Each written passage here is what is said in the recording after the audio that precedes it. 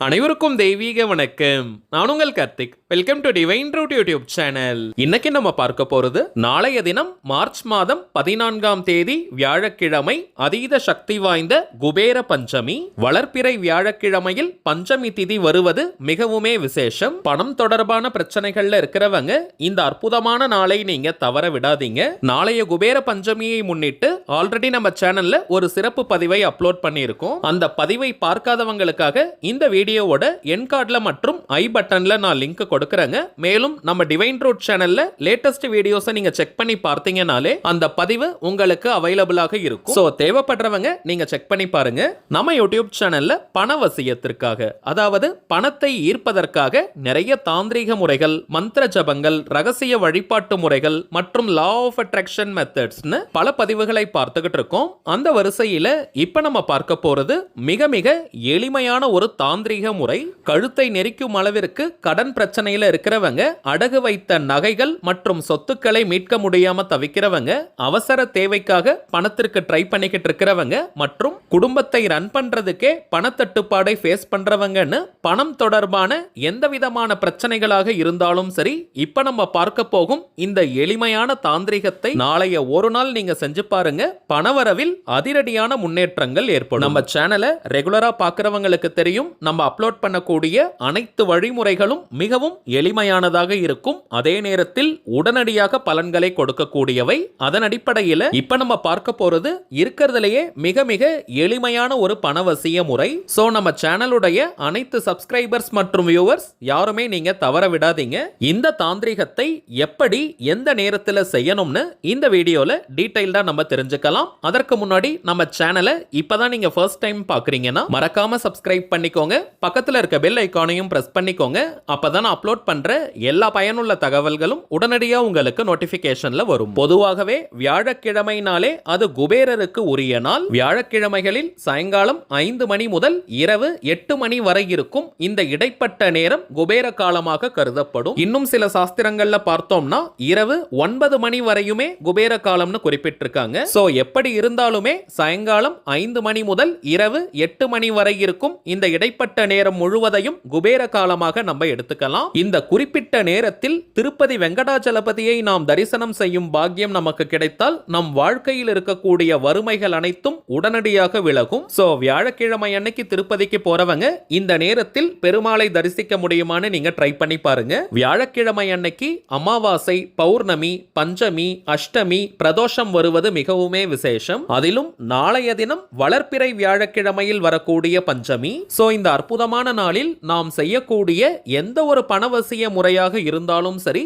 அதற்கு பல கோடி மடங்கு அதிகமான பலன்கள் கிடைக்கும். இப்ப நம்ம பார்க்க போகும் இந்த தாந்திரிகத்தை செய்ய போறவங்களுக்கு எந்த விதமான கட்டுப்பாடுகளோ தடைகளோ கிடையாதுங்க. வெறும் நீங்கள் குளித்திருந்தால் மட்டும் போதும். இதை தவிர்த்து எந்த ஒரு கட்டுப்பாடுகளும் இல்லை. தலைக்கு குளிக்கணும்ன்ற அவசியம் கூட கிடையாதுங்க. நார்மலா நீங்க குளிச்சிருந்தாலே போதும். அசைவம் நீங்க சாப்பிட்டிருந்தாலும் இந்த தாந்திரிகத்தை செய்யலாம். அதே போல பெண்கள் தீட்டு நேரமாக இருந்தாலும் தாராளமாக இந்த மெத்தடை நீங்க ஃபாலோ பண்ணலாம். பெண்கள் தீட்டுன்னு மட்டும் கிடையாதுங்க, வேறு எந்த வகையான தீட்டாக இருந்தாலும் இந்த மெத்தடை நீங்க தாராளமாக செய்யலாம். மிக மிக முக்கியமான ஒரு குறிப்பு, இப்படி ஒரு தாந்திரிகம் நீங்க செஞ்சு வச்சிருக்கிறத வெளியாட்கள் யார்கிட்டயுமே நீங்க சொல்லக்கூடாதுங்க. அதை காண்பிக்கவும் கூடாது. பொதுவாகவே எந்த ஒரு பணவசிய தாந்திரிகம் மற்றும் கண்திருஷ்டிக்கான தாந்திரிகத்தை நீங்க செஞ்சு வச்சாலும் அதை வெளியாட்களுக்கு நீங்களாக காட்டக்கூடாதுங்க. அவர்களாக அதை பார்த்துட்டு என்னன்னு கேட்டாலும் கூட நீங்க ரொம்ப டீடைல்டா எக்ஸ்பிளைன் பண்ணிக்காதீங்க. சும்மா வாஸ்துக்காக வச்சிருக்கோம்னு சொல்லிடுங்க. சரிங்க, இப்ப நம்ம பார்க்க போகும் இந்த தாந்திரிகத்தை எந்த நேரத்தில் செய்வது உச்சக்கட்ட பலனை கொடுக்கும்னு பார்த்தோம்னா, நாளைய தினம் மார்ச் 14ஆம் தேதி வியாழக்கிழமை மாலை 6 மணி முதல் இரவு 8 மணி வரை இருக்கும் இந்த இடைப்பட்ட நேரம் தாங்க. இந்த 2 மணி நேரத்திற்குள்ள இந்த சிம்பிளான மெத்தடை நீங்க முடிச்சிருங்க. தவிர்க்கவே முடியாத காரணத்தினால இந்த நேரத்தை பயன்படுத்திக்க முடியாதவங்க மேக்ஸிமம் இரவு 9 மணிக்குள்ளாக இந்த மெத்தடை நீங்க கம்ப்ளீட் பண்ணிடுங்க. தாந்திரிக முறையினாலே அதற்கு சில தாந்திரிக பொருட்கள் தேவை. இந்த மெத்தடுக்கு நமக்கு தேவைப்படும் பிரதானமான பொருள் சர்க்கரை மட்டும் தாங்க. ஒரு சின்ன பாக்ஸ்ல நீங்க சர்க்கரை எடுத்துக்கோங்க. மூடி போட்ட பாக்ஸ் தாங்க நீங்க யூஸ் பண்ணணும். மூடி இருக்கக்கூடிய மண் குடுவை, பீங்கான் ஜாடி இருந்தால் அதை கூட நீங்க எடுத்துக்கலாம். எந்த மெட்டல்ல இருக்கக்கூடிய பாக்ஸ் அல்லது பிளாஸ்டிக் பாக்ஸ் கூட நீங்க யூஸ் பண்ணிக்கலாம். கண்ணாடி பாட்டில் வச்சிருந்தீங்கன்னா அதை கூட நீங்க யூஸ் பண்ணிக்கலாம். கடையில ஃப்ரெஷ்ஷா தான் நீங்க சர்க்கரை வாங்கணும்னு கிடையாதுங்க. வீட்ல நீங்க வச்சிருக்கக்கூடிய சர்க்கரையை நீங்க எடுத்துக்கலாம். குறைந்தபட்சம் ஒரு 3 கைப்பிடி சர்க்கரை இருந்தாலே போதும். வெல்லம், நாட்டு சர்க்கரை, பனம் கற்கண்டெல்லாம் நீங்க பயன்படுத்தாதீங்க. ஒயிட் சுகர் மட்டுமே நீங்க யூஸ் பண்ணுங்க. வெள்ளை சர்க்கரை மட்டும் தாங்க நம்ம பயன்படுத்தணும். இப்ப ஒரு சின்ன பீஸ் ஆஃப் பேப்பர் நீங்க எடுத்துக்கோங்க. ஒயிட் கலர், எல்லோ கலர் அல்லது கிரீன் கலர் பேப்பர் நீங்க எடுத்துக்கோங்க. கோடு போடாத வெள்ளை நிற, மஞ்சள் அல்லது பச்சை நிற பேப்பர் நீங்க எடுத்துக்கோங்க. சின்ன பீஸ் ஆஃப் பேப்பர் இருந்தாலே போதும். ஸ்ரீ லக்ஷ்மி குபேரருடைய மூல மந்திரத்தை இந்த பேப்பர்ல நம்ம எழுதணும். இங்கிலீஷ்ல, தமிழ்லன்னு எந்த லாங்குவேஜ்ல வேணாலும் நீங்க எழுதிக்கலாம். மோஸ்ட்லி நீங்க கிரீன் கலர் பென்ல எழுதுறதுக்கு ட்ரை பண்ணுங்க. பச்சை நிறம் குபேரருக்கு உரியது. கிரீன் கலருக்கு பணத்தை வசியம் செய்யும் ஆற்றல் இருக்குங்க. அதனால நீங்க கிரீன் கலர்ல எழுதுங்க. கிடைக்காத பட்சத்துல நீங்க ப்ளூ கலர்ல எழுதலாம். கிரீன் அல்லது ப்ளூ கலர்ல எழுதக்கூடிய பென், பென்சில், மார்க்கர், ஹைலைட்டர், ஸ்கெட்ச்னு எதை வேணா நீங்க யூஸ் பண்ணிக்கலாம். எழுத வேண்டிய மந்திரம் ஓம் ஸ்ரீம் ஹ்ரீம் க்ளீம் லக்ஷ்மி குபேராய நமக. ஓம் ஸ்ரீம் ஹ்ரீம் க்ளீம் லக்ஷ்மி குபேராய நமக.